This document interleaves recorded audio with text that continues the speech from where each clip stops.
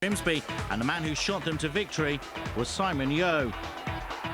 He got his first of the game after only 13 minutes with a strike that Mariners keeper Anthony Williams stood absolutely no chance against.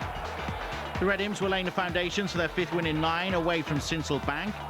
Gary Taylor-Fletcher's strike was cleared only as far as Yeo, who doubled the lead after 27 minutes. Yeo scoring despite Grimsby having 7 players inside the 6-yard box. In the second half, Paul Morgan and Jamie McComb's failure to clear allowed Grimsby sub Thomas Pino in to make it 2-1 when he converted Michael Reddy's cross. Pino is Grimsby's leading scorer with 6 goals this season. Now Russell Slade's side made a game of it when former West Brom midfield schemer Stacey Caldicott made it 2-2. He rather enjoyed the moment. He probably should, as this is his first goal since April 2001. But parity in this entertaining game only lasted a minute. Lincoln found themselves ahead thanks to Yeo's hat-trick goal on the hour mark. Gary Taylor-Fletcher provided the cross, which Yeo expertly dispatched for his first senior hat-trick.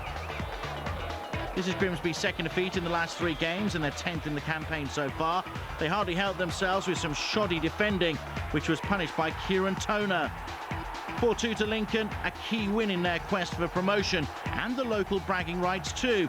But they will need more of the same if they are to extend their season. Formed teams, but only Lincoln showed their true colours. Luke Foster gave the Imps the lead against Grimsby from Paul Mayo's throw. Foster beat Gary Jones to the ball. It left keeper Steve Mildenhall unable to make a save. The Imps are currently in the best form of this millennium, and they laid the foundations for their 6th victory in 9 with 4 first-half goals, the second coming from the on-loan Jamie Forrester. Again, Mildenhall was left isolated by his unusually shoddy defence. A slip by Justin Whittle and the lack of a challenge from Gary Croft certainly made life easier for Forrester. A victory sees Keith Alexander's team climb into the last playoff place, but they face a stern end to the season with trips to Carlisle and Wickham remaining. Grimsby shot themselves in the foot again when Mildenhall fouled Marvin Robinson. Referee Steve Bennett didn't hesitate in awarding his 9th penalty of the season. Now, having claimed an assist for the first, Paul Mayo powerfully scored the 3rd. The Mariners were having an almighty wobble as their 5-match unbeaten run became a distant memory after this first-half drubbing. More lame defending allowed Marvin Robinson to make it 4-0. The home fans were loving what they were witnessing, and at the interval, things were about to become even more surreal. The Mariners boss Russell Slade was so embarrassed by his team's lamentable performance, he refused to let his players back into the dressing room. He did his team talk on the pitch. He says they didn't deserve a cup of tea or a glass of orange. But the day really belonged to the home side, who got a 5th through Lee Beavers. Lincoln achieved this victory without 4 key players, but Keith Alexander's challenging his team to ensure that they do finish in the playoff positions.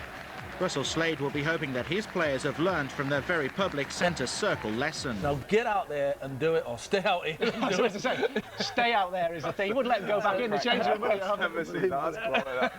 So, lad, you can see all the players out there. A little schoolboy sat there, wasn't there?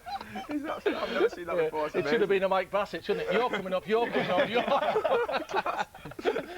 Oh, dear me, great stuff. There's